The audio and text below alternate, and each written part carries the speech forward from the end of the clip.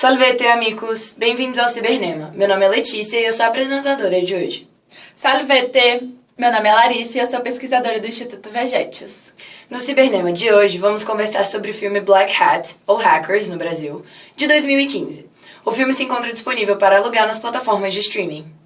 E como de costume, vamos comentar sobre fatos, mitos e curiosidades do filme a respeito dos temas de segurança e defesa. Vamos então ao nosso filme de hoje. Black Hat foi dirigido por Michael Mann, conhecido por seus filmes de ação um tanto noir, com cenas sombrias e filmagens abertas, mesmo nos ambientes mais fechados. Tem no papel principal Chris Hemsworth, vulgarmente conhecido como Thor. Vamos botar nos lugares, né? O lindo, maravilhoso e perfeito Thor. Tudo bem, o lindo, maravilhoso e perfeito Thor. Embora nós mulheres possamos apreciar o visual, se é que vocês entendem, o ator não se encaixou muito bem no papel. Afinal, um cara que passa a maior parte do seu tempo na frente de um computador dificilmente teria aquele físico de deus grego, né? Asgardiano no caso dele, né? Ai. Mas eles bem que podiam, né? Podiam, pior que podiam. Brincadeiras à parte, quem segue o Cibernema já sabe que Black Hat, ou Chapéu Preto, é como são chamados os hackers malvados, que querem se dar bem mesmo que ilegalmente. E esse nome reflete um dos méritos do filme, que é um posicionamento realista quanto a 4 coisas: ameaças cibernéticas plausíveis, técnicas de ciberataques reais, técnicas de investigação forense digital e, principalmente, quanto ao mal que podem causar os Black Hats. E o filme também mostra que, com ameaças transnacionais crescentes, mesmo as ciberpotências usualmente rivais, que no filme são os Estados Unidos e a China, podem ser compelidas a trabalharem de forma mais cooperativa para conter algumas dessas ameaças, mesmo que sem querer mostrar muito do que sabem fazer ou do que conseguem, né? E um outro pecado do filme, na minha opinião, provavelmente pelo perfil do diretor, é o exagero em cena de lutas protagonizadas por Hemsworth, apesar dele te gostar de ver, né? Com habilidades muito raras e incomuns para um perfil de hacker daquele nível.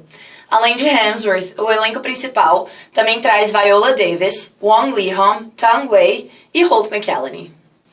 Uma curiosidade legal é que o filme faturou menos de 1/3 do que custou, a despeito da atualidade da temática e dos estrelados elenco e direção, né?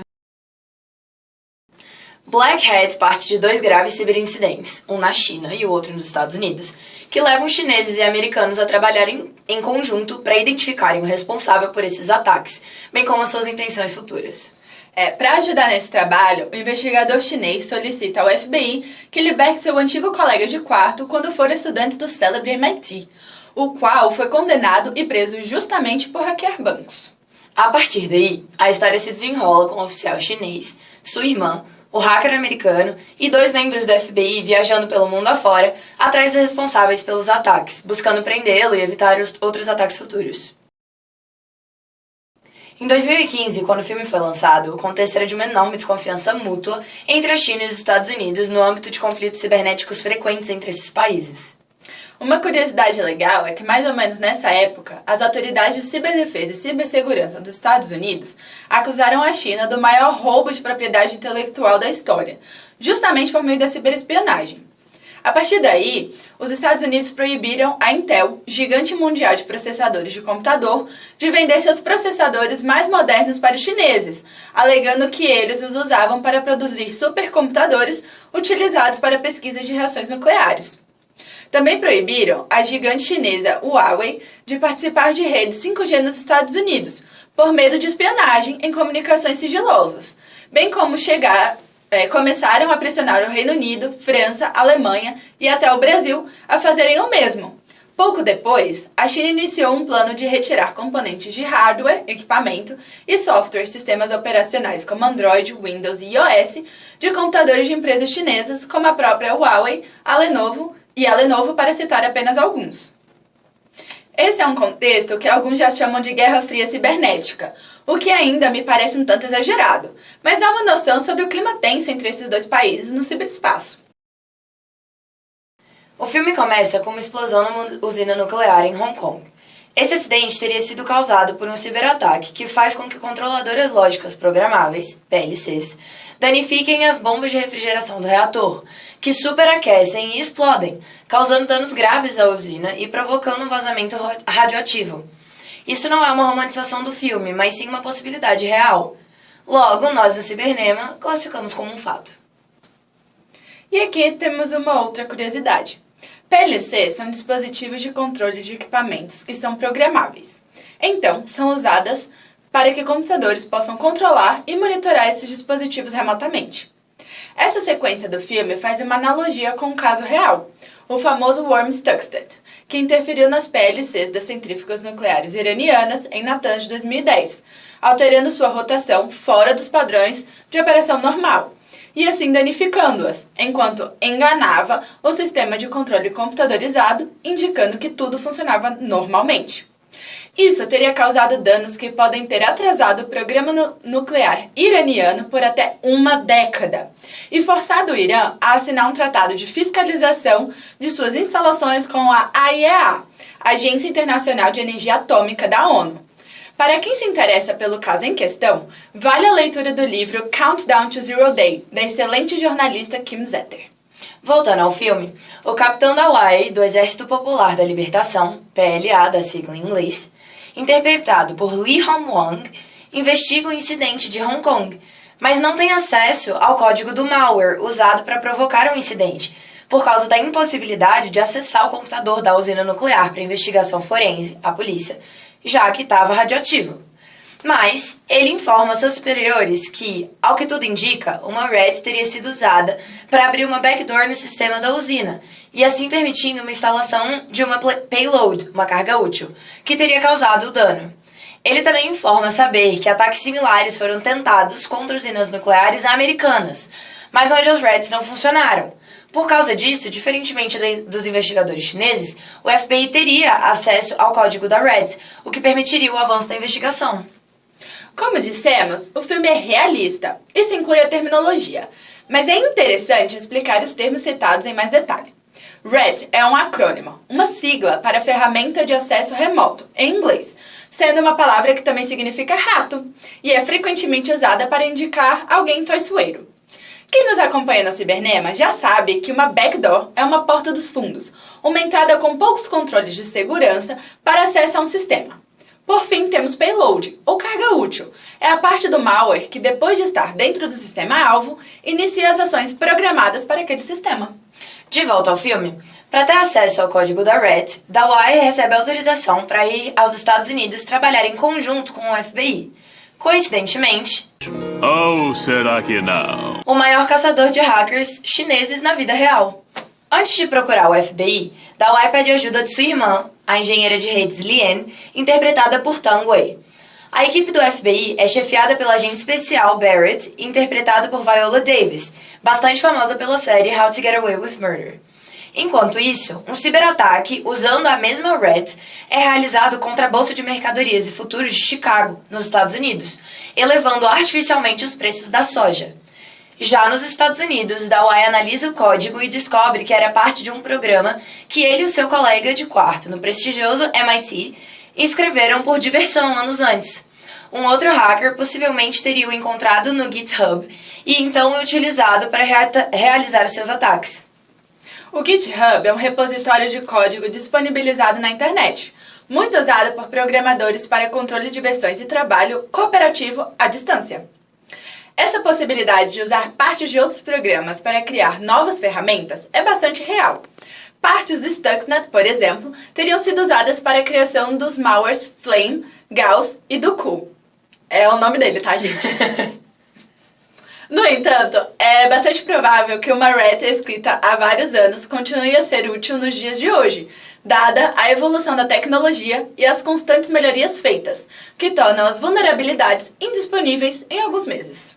Bem, então, quando o capitão da UAE se encontra com a equipe do FBI, ocorre um briefing onde o investigador-chefe americano relata que a RED era simples e elegante, ao passo que a carga útil parecia caótica e apressada, o que indicaria mais de um autor. É realmente possível identificar estilos diferentes de programação em código de computador, embora seja impossível identificar com absoluta confiança quantos participantes havia no desenvolvimento. Então, Dawei propõe ao FBI que liberte temporariamente seu antigo colega de quarto, responsável pela maior parte do código da RED, para ajudar nas investigações. Esse hacker é Nicholas Hathaway, o Thor, condenado a 13 anos por hackear bancos, dos quais ainda faltavam 9 anos para cumprir. Hathaway consegue negociar uma redução da pena se a sua ajuda levar à identificação e prisão do atacante. Mas isso aconteceria na vida real? Apesar de soar um pouco estranho, é interessante registrar que isso é meio que padrão nos Estados Unidos. Hackers são usualmente contratados pelo FBI, NSA, CIA ou whatever, para usarem suas habilidades para o bem dos Estados Unidos, é claro. E não só com cibernética, como mostrou o filme Catch Me If You Can, Prenda-me Se For Capaz, de 2002, com DiCaprio e Tom Hanks. Durante a investigação, Hathaway terá que ser acompanhado permanentemente pelo agente Jessup do FBI, interpretado por Holt McCallany, e usar uma tornozeleira eletrônica. Em certo ponto, por um problema trivial da configuração do homing do celular de Jessup, Hathaway oferece ajuda e aproveita a oportunidade para alterar a configuração do app que monitora sua tornozeleira, para somente atualizar os dados depois de 24 horas. Nada sofisticado demais, algo que você provavelmente já fez com aquele grupo chato de WhatsApp que você silenciou por 8 horas. Ou pra sempre, né, que nem eu. Talvez. Hathaway, ao analisar o código dos malwares, conclui que a payload de cada ataque era diferente, como de fato deveria ser, dado que os sistemas de uma usina nuclear e o da Bolsa de Valores são diferentes. Mas que a payload do segundo incidente parecia um checklist de pendências, indicando que outros ataques estariam por vir. O que faz sentido. Como na vida real, uma parte da equipe se dedica ao follow the money, ou siga o dinheiro, enquanto a outra parte se dedica ao malware em si. Na bolsa de mercadorias, a equipe financeira identifica que 3 transações ocorridas no ápice do valor da soja teriam gerado quase 80 milhões de dólares de ganhos para as 3 contas bancárias de pessoas distintas em bancos de Hong Kong. Enquanto isso, do lado técnico, Hathaway descobre que o sistema da bolsa tinha que ter sido acessado fisicamente, por um pendrive, por exemplo, e que apenas um ex-funcionário da TI da bolsa teve acesso a esse sistema. Pela foto, eles identificam tratar-se de um ex-presidiário condenado por furtos de cartões de crédito que usaram o nome falso para trabalhar na empresa. Ao chegarem à casa desse suspeito, ele é encontrado morto. Em seu computador, Hathaway identifica um convite para um encontro num restaurante chinês no dia seguinte. Sem o monitoramento da tornozeleira, Hathaway e Liane vão ao restaurante, sem o Jessup, mas ninguém aparece. Hathaway então observa uma câmera de vigilância no restaurante, encontra o computador que a controla e descobre que as imagens foram para um proxy na Ucrânia. Que coincidência, hein? 2015, logo depois da anexação da Crimeia. Pois é, coincidência, né? E de lá, essa transmissão poderia ter sido enviada para qualquer outro lugar do mundo. Mas ele consegue trocar mensagens com um hacker que agora sabe que está sendo perseguido por ele. Um servidor proxy é um computador, por procuração, que faz serviços para terceiros, dando-lhe certa anonimidade.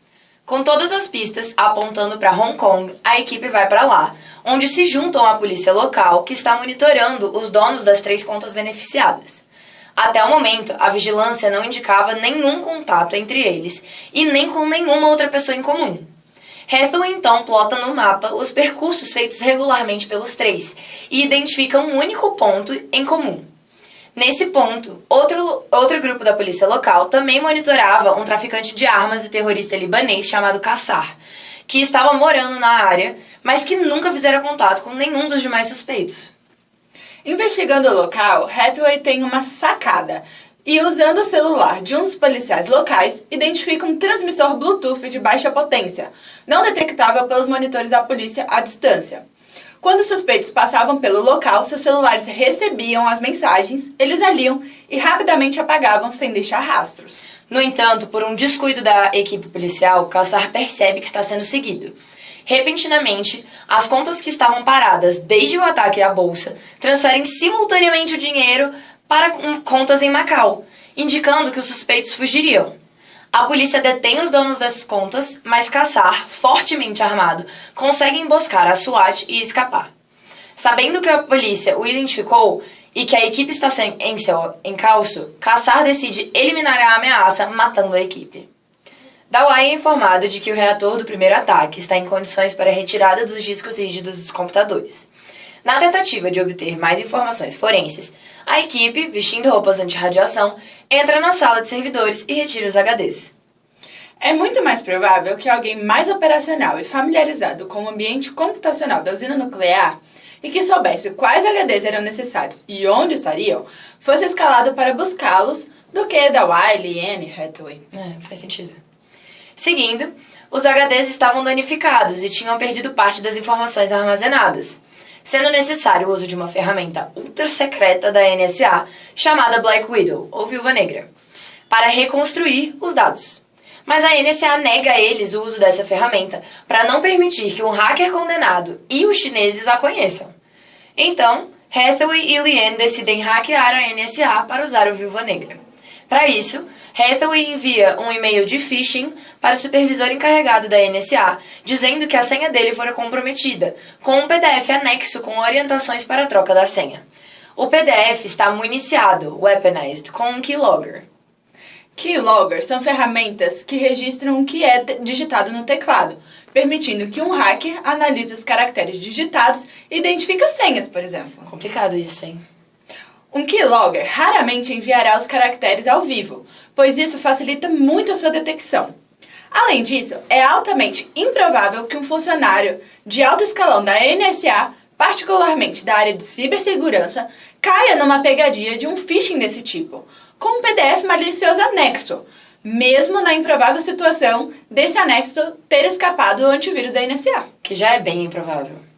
De qualquer forma, no filme isso acontece. E Hathaway consegue descobrir o usuário e senha para acessar o programa Black Widow, que mostra que o servidor usado pelo hacker está na Indonésia e que ele está comprando fotos de satélite de coordenadas específicas de um vale na Malásia. Kassar consegue localizar a equipe e coloca uma bomba no carro de Dawai.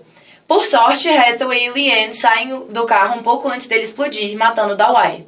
Nesse momento, Kassar começa um tiroteio, chega a dupla do FBI, que reativaram o app de monitoramento da tornozeleira e os localizaram. Eles então trocam tiros com o grupo de Kassar, morre um monte de gente, afinal é um filme do Michael Mann, né? Incluindo a dupla do FBI. Sobram então só Hathaway e Liane. Eles se livram da tornozeleira e decidem ir para a Malásia para achar novas pistas e vingar a morte do amigo, irmão, né? Em Jakarta, na Indonésia, Hathaway invade o computador de um banco para drenar as contas bancárias do hacker, cujo nome Sadak é agora conhecido. Para acessar o sistema do banco, Liane convence o segurança a inserir um pendrive contendo um malware feito por Hathaway no computador da portaria, para poder imprimir um documento que ela supostamente apresentaria para o diretor do banco em alguns minutos.